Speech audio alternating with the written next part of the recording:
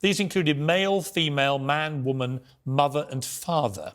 They recommended using phrases like sperm producing, egg producing, XY, XX individual. And they should be used to avoid reinforcing societally imposed ideas of a sex binary.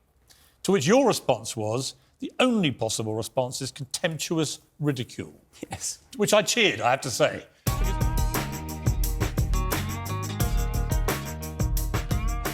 Hey there YouTube, I'm Forrest Latter-day Skeptic. In today's video, we're going to be taking a look at the false teachings of a heretic. But this time, it's an atheist heretic. His blasphemy happened while debating with a theist. But don't worry, hang around until the end to see the teachings of a true atheist prophet. The heretic is Matt Dillahunty, a big name in the atheist community. He's known for his confrontational style and his use of reason to defeat religious claims. However, contrary to popular belief, atheists are also susceptible to personal attacks, logical fallacies, and pure dogmatic stupidity. The theist, on the other hand, is someone you're probably familiar with.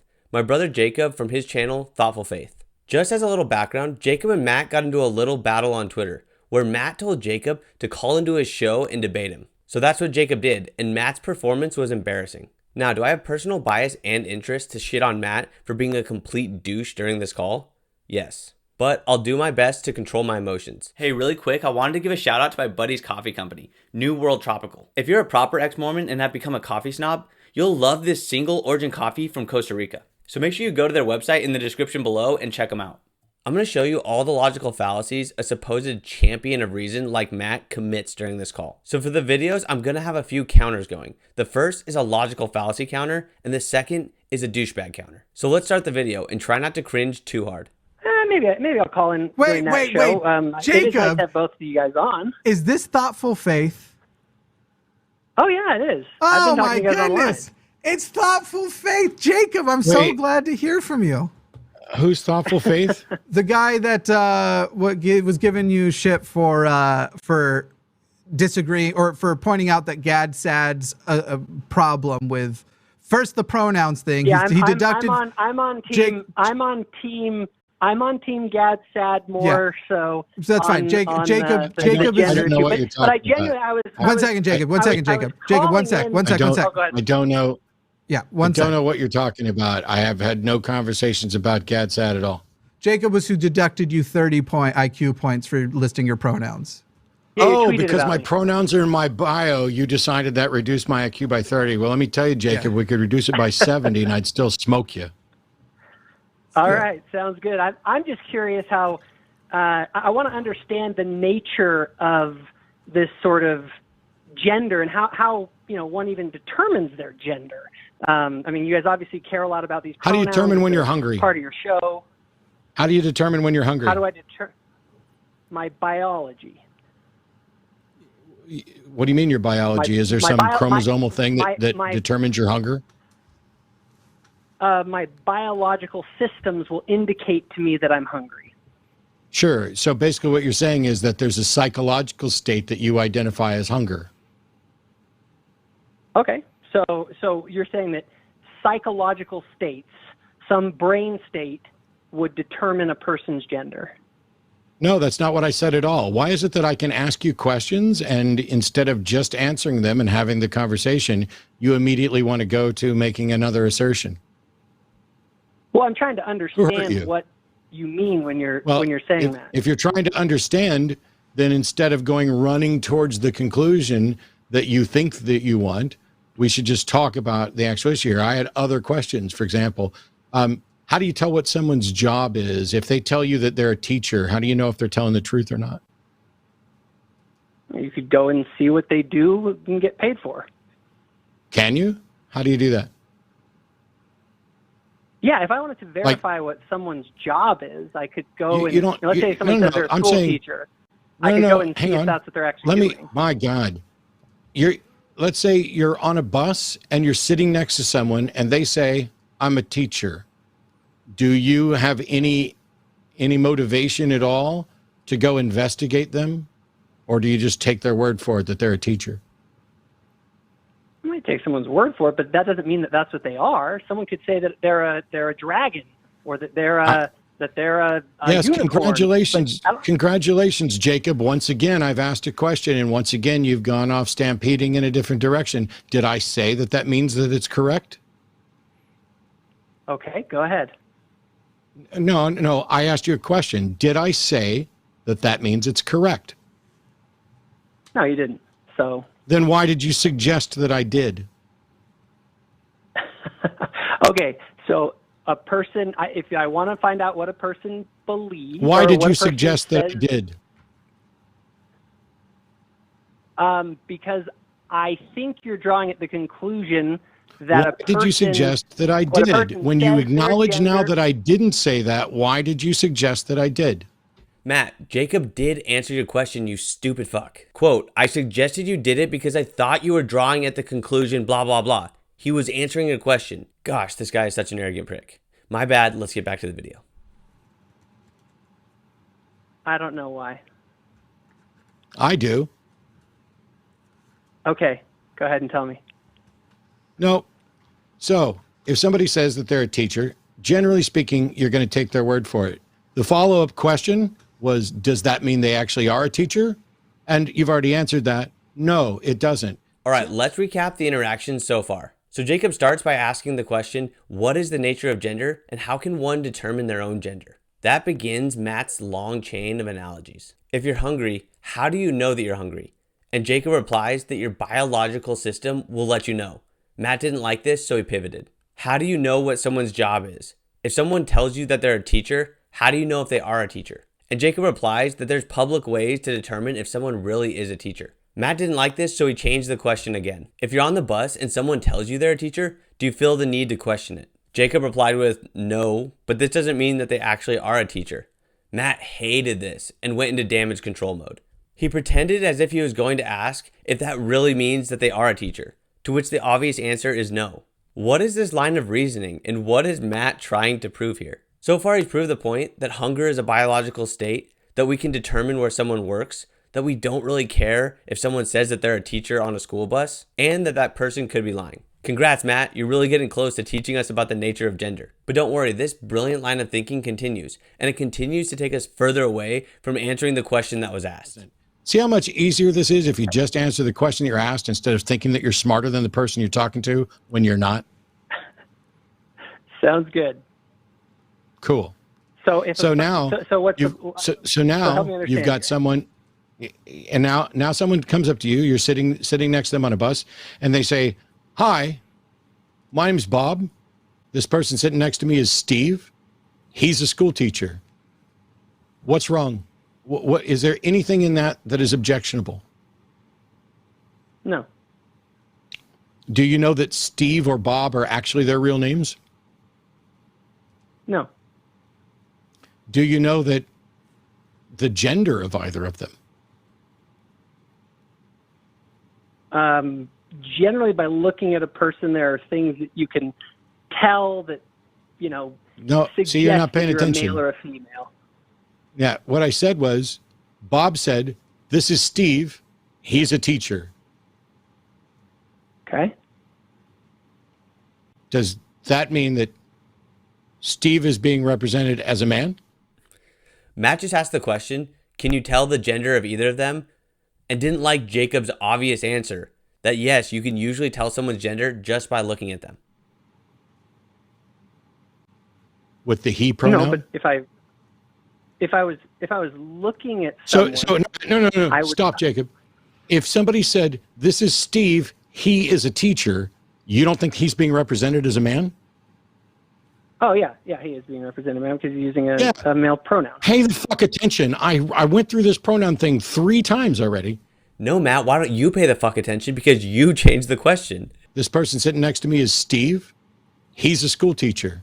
Do you know that the gender of either of them? So once again, Matt moves the goalposts and acts like it's Jacob's fault for not paying attention. So Bob says to you, "This is Steve. He's a teacher." And because of that, you now know someone's pronouns. When you are sitting there talking to Steve, are you going to call Steve Steve?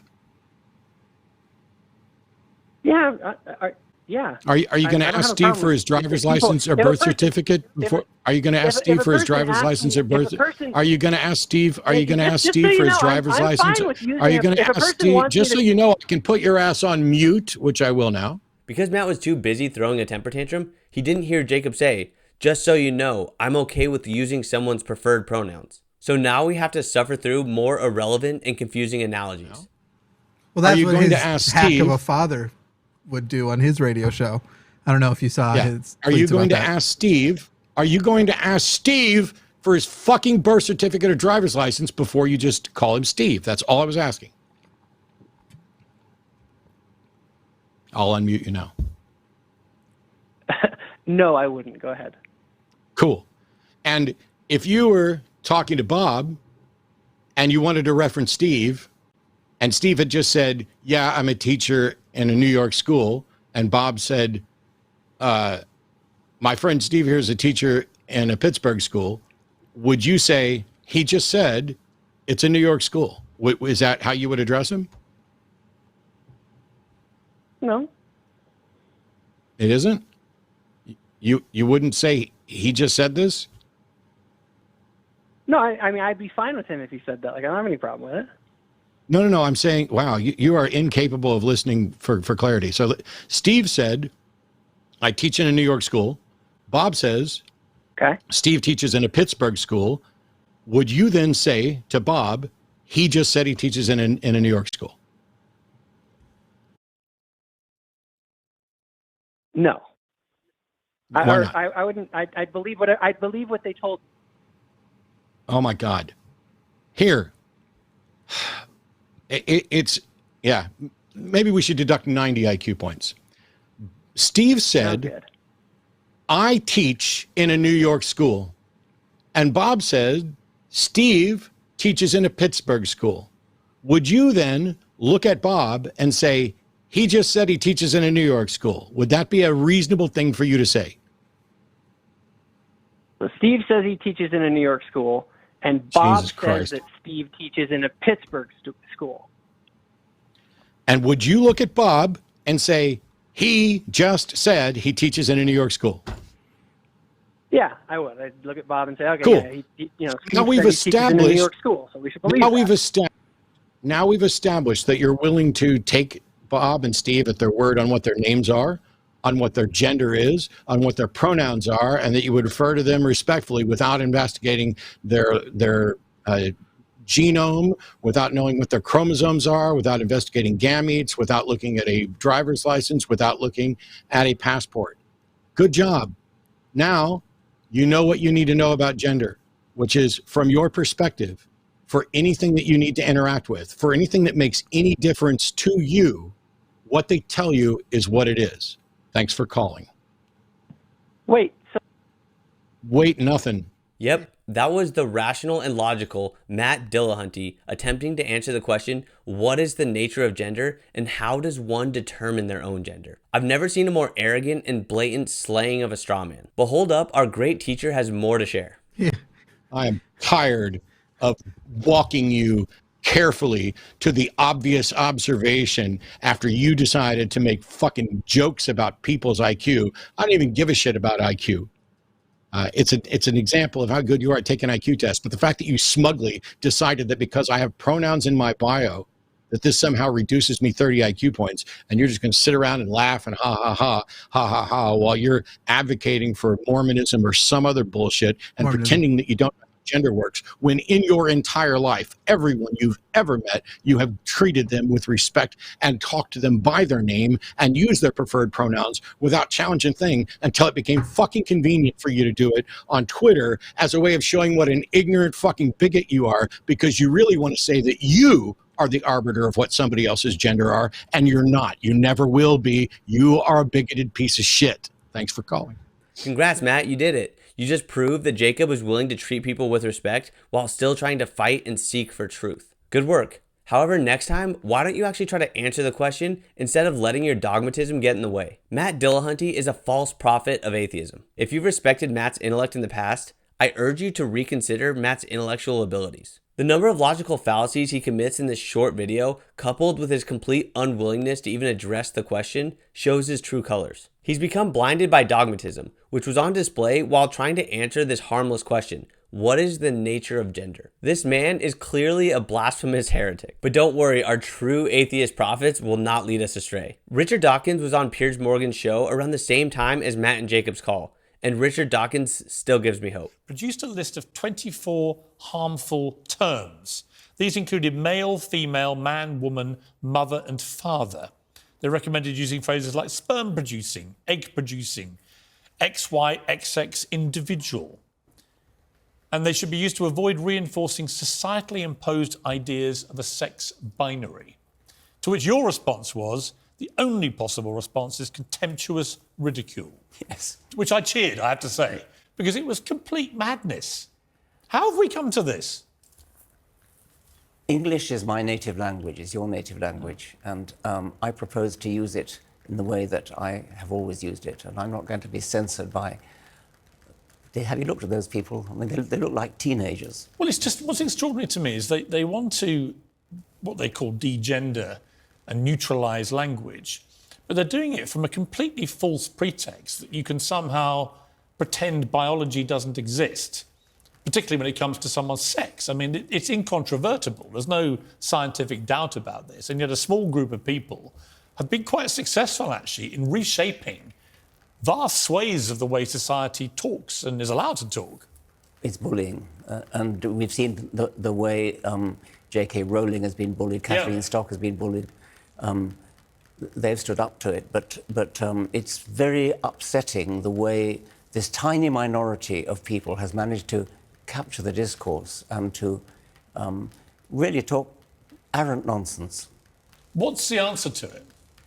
Science. I mean, there are two sexes. You can talk about gender if you wish, and that's a subjective... I'm not... But when people say there are 100 genders, for example... yeah, I'm not interested in that. As a biologist, there are two sexes, and that's all there is to it. You had a Humanist Award stripped in 2021 because of your comments about this kind of thing. You had a tweet in April of that year. In 2015, you tweeted, Rachel Dolezal, a white chapter president in America of the NAACP, was vilified for identifying as black. She was white. Some men choose to identify as women, some women choose to identify as men. You'll be vilified if you deny that they literally are what they identify as. Discuss. And all hell broke loose and you had your award stripped because you were effectively doing what J.K. Rowling and others have said. You were just espousing a biological fact. I wasn't even doing that. I was asking people to discuss. Discuss. That's what I've done all my life in universities. Right. Why have we lost that ability to actually have an open and frank debate? There are people for whom the word discuss doesn't mean discuss. It means you've taken a position, which I hadn't. But anyway, I thought it was a reasonable thing to discuss. This was, on the one hand, I actually wrote a couple of follow-up articles to this. Race is actually a much more fluid concept than sex. For one thing, many people are of mixed race, so they really can be, you know... Well, I had my DNA done, for example. Yes. Properly tested. It came back, I had 0 English DNA. 0. I actually have 6% Middle Eastern. Yes. For example, yes. Right? So that was a shock to me. I had no idea. Yes. A lot of Celt, a lot of Irish and Scottish and Welsh. Yes. But no English whatsoever. Yes. Well, we're all mixed, and therefore it actually is a perfectly reasonable thing for somebody to identify as some particular race if they want to. But sex is not like that. Sex really is binary, and therefore it's something. It's certainly worth discussing that odd anomaly, which I pointed out in that tweet. I mean, we now have this situation where in women's sport, for example, transgender athletes are destroying women's records and beating women in women's sport, you know, by immeasurable distances. We don't disagree about this. There's no. We don't. Right. You know, I mean, it seems to me complete madness, just scientific madness that we're allowing this to happen. It is. All religious jokes aside, this is the beauty of atheism. We don't have to agree with or listen to Matt Dillahunty. We don't even have to agree with or listen to Richard Dawkins. We get to make up our own minds. And in this case, I've made up my mind that Matt Dillahunty is a douchebag and doesn't know how to reason very well. And shout out to my brother Jacob, who was actually willing to call into the show and discuss the issue. So Matt, I'm sorry that you're falling into the same dogmatism and false belief that you've tried to argue out of so many people. And I truly do, from the very bottom of my heart, pray that you'll repent for your sins. That's all I've got. I'm Forrest Lauderdale Skeptic. Please like and subscribe, and thank you for watching.